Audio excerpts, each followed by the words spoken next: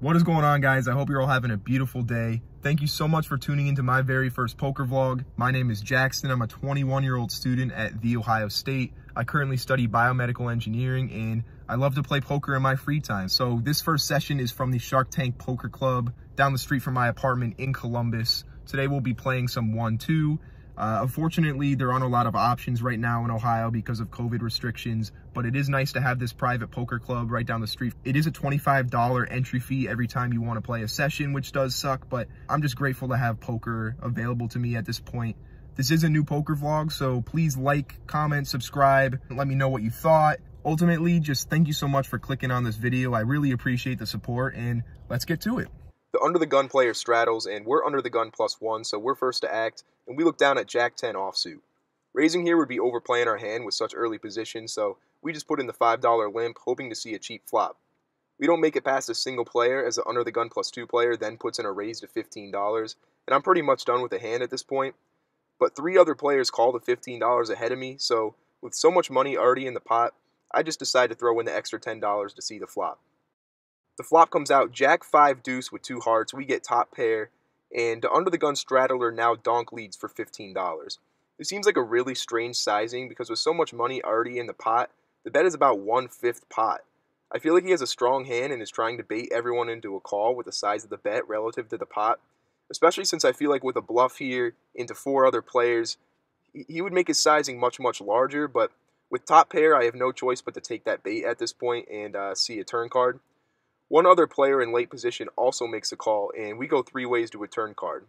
The turn comes the 5 of clubs. This is a decent card for us since it's now less likely that we're up against a set, but the under the gun player again puts out a bet of $15. This bet is now just 1/8 the size of the pot, so again, nothing to do but to put in the call. The other player folds, and we go heads up to a river, which comes the 8 of spades, so the heart draw bricks out, and we finish with top pair. Our opponent yet again bets small, this time with a sizing of $25. At this point, I don't feel good about our hand, and it seems like we're up against a stronger jack or maybe some sort of 2 pair. But we're getting 7-1 on a call, so we only really have one option. We reluctantly put in the call, and our opponent actually shows us queen deuce of spades for bottom 2 pair. He was going for ultra thin value, not sure what he was doing there, but he owns himself for 3 streets of value, and we take down the pot with our jack.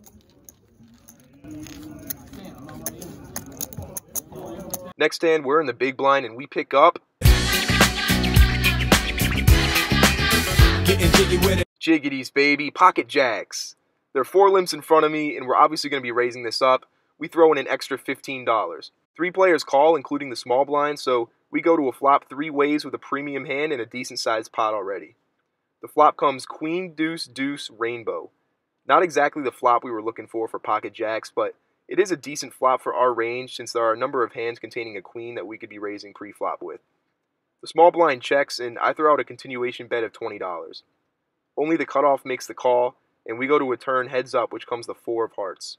I decide to check for pot control, hoping to get to a showdown as cheaply as possible at this point since we already have showdown value, but the cutoff doesn't like that idea very much, and he puts out a bet of $50, leaving himself with just $15 behind. This feels very much for value as there aren't really any possible bluffs on this board right now. He could have a variety of queens in his limp calling range pre-flop, especially since he hasn't made a pre-flop raise up to this point. With only $15 behind, there's no possible way to bluff at this hand, and believing we're behind at this point, we just decide to let this one go. For the next hand, we're in the big blind, and there are 3 limps in front of me. I look down at Jack 3 of diamonds. We decide to check our option and see a flop. The flop comes 7-3 deuce with 2 spades, giving us middle pair. The small blind checks to me, and I decide to throw out a small bet of $6 with our small pair. We get 1 caller in late position, and we go to a turn heads up. The turn comes a 3 of clubs, improving our hand to a set. I throw out a bet of $10, targeting all spade draws, sevens, and even ace highs. The player makes a call, so we say a river card. River comes an ace of clubs.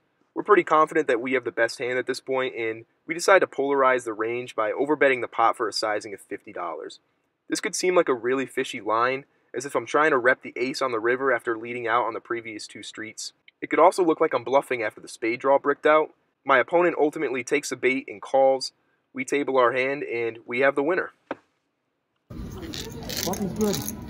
Now for the next hand, this is probably the most interesting hand that we played all night. We look down at ace-queen off in the small blind, and there are a few limpers in front of me. We decide to raise it up to $10, and we get 3 callers. So we're going to a flop 4 ways. The flop comes out queen 8-8 with 2 spades. Great flop for us. We flop top 2 pair with the top kicker, and we've also got a backdoor nut flush draw. We're first to act, and we decide to c-bet half pot for $20. The under the gun player then min raises me to $40 with 2 players behind him. The 2 players behind him both fold, and now the action's on me, and this is a really weird line, as he's really only repping an 8, and I feel like an 8 would be more likely to call with his made set and try to get more money in the pot from the other 2 players left to act. Either way, our holding is far too strong to fold to a min raise anyways, so we put in the extra $20 and go heads up to a turn. We're going heads up to a turn, which comes the king of clubs. This isn't the greatest card for us because we're now losing to king-queen, and king-queen is definitely a hand that this player could have been min-raising on the flop with, but that's really the only king holding he should have in his range after raising on the flop, and I still don't think that this is the line that he should have taken if he had an 8. Either way, we check to the aggressor, and he continues for $40. We call the $40 still with our holding, not believing that he has an 8, and really king-queen is the only hand we're losing to at this point. The river comes out the king of clubs, double pairing the board. This is a great card now because it's so much less likely that he has king-queen. There are only 4 combinations left of king-queen. Well, I just decide to check to the opponent, and he puts in a bet of $100. I don't really like this situation because all we really have is a bluff catcher at this point, but I still don't think it makes much sense for my opponent to raise on the flop with an 8 with 2 players still to act. It makes so much more sense to keep more players involved. And there really doesn't make sense for my opponent to have any kings in his range other than king-queen, and with 2 kings on the board and 2 queens accounted for too, there are only 4 possible combinations of king-queen at this point, and even then, king-queen probably wouldn't have limped pre-flop. He could be bluffing after missing the flush draw, but I do have the ace of spades, making it less likely that he was drawing for a flush. I don't really see any bluffs in his range. This is a really tough situation, but the line doesn't really make sense for what he's repping. I ultimately decide to toss in the $100 chip for the call. My opponent doesn't seem happy and waits to turn his cards over, so I table my hand, and it's the winner as my opponent mucks his cards. He later said he had a small pocket pair that he turned into a bluff. Still not really sure why he min-raised the flop with an underpair, but hey, we're happy to take down this large pot. I'm gonna need some blue chips, buddy. Thank you. Next hand, we're under the gun, and we look down at ace-deuce offsuit. This hand is certainly not good enough to raise with under the gun, but it's a hand I'd like to play, so I decide to limp, and apparently everyone else feels the same way as we end up going 6 ways to a flop in a limped pot. The flop comes out queen 5-4 all clubs. Great flop for us. We have the nut flush draw and a wheel draw to go along with it. We're the first to act, so with a small pot, we throw out a small bet of $5. This only draws out 1 fold as under the gun +2, hijack, the cutoff, and the button all make the call. We go 5 ways to a turn, which comes another club in the 6 of clubs. Absolutely beautiful. We improved the ace-high flush, and I decide to check for deception. Under the gun +2 now leads out for $10. The hijack then calls, the cutoff folds, and then the button shoves for just $21. So just about a min raise. The action's back on me, and sitting with an ace-high flush, we decide to put in the check raise to $60, hopefully getting more chips into what was originally a limped pot. Both the under the gun +2 player and the hijack call fairly quickly, so now we're going to a river, hoping to avoid a paired board, as well as the 2, 3, 7, and 8 of clubs, which will put 4 to a straight flush on the board. Luckily enough, the river comes a jack of diamonds, an absolute brick. The hijack only has about $90 behind at this point, and the under the gun +2 player is acting a little disgusted, as if he's already done with the hand, so we just put in a $100 chip to cover the hijack player. The under the gun +2 player folds quickly as expected, and the hijack now tanks for a little bit. He doesn't seem like he wants to call, but he reluctantly does end up calling, announcing that the ace or king of clubs is good, flashing us the jack of clubs. We show our hand for the winner, and we pull in a nice sized pot. The under the gun +2 player later said that he did have the 3 of clubs and had an open-ended straight flush draw.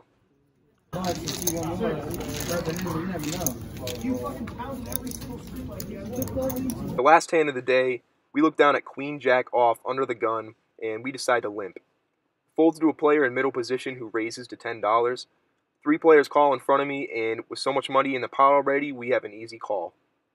We go 5 ways to a flop, which comes Jack, 5, Jack, Rainbow, flopping us a set. Hey, I guess when you're running hot, you're just running hot. I check to the pre-flop raiser, who puts out a bet of $25. All 3 players make the call in front of me, and I contemplate a raise here. With so much dead money in the pot, it may appear like I'm attempting a squeeze play and trying to steal the pot, when in reality, I do actually have a strong holding. I announce a raise and throw out a $100 chip. At least that's what I wanted to do. Let's listen to what actually happened. Raise. Yep, forgot to say raise until after I put the chip in. So it just counts as a call, and I give away my intent to raise. It's a stupid mistake, but luckily enough for us, we're first to act, so we can still put in our raise as long as the turn card is a brick. It is, as the turn comes, the 4 of clubs. We go with our original plan of raising, although the other players will have likely given up on their hand at this point. We put in a bet of $90, and it quickly folds around to the small blind, who tanks for a long time. He thinks for about a minute or two, and then he flips one of his cards over, showing a jack. I didn't know exposing your cards was allowed at this club, not that it's a big deal, but now knowing he's a jack, I'm begging for a call. If he had ace-jack or king-jack, he wouldn't be contemplating the decision as much as he was. After what feels like an eternity, the player doesn't call.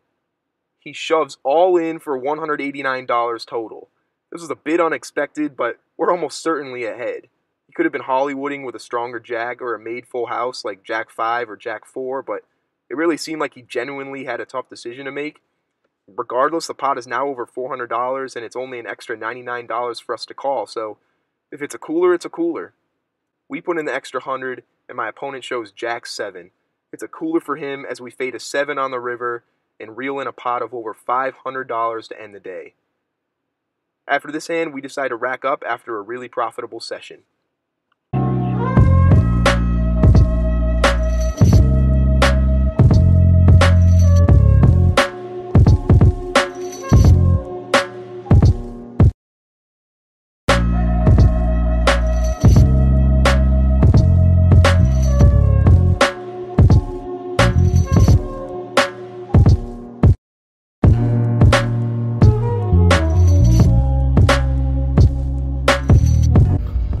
Well, that is about the hottest that I have ever ran in a single session of poker.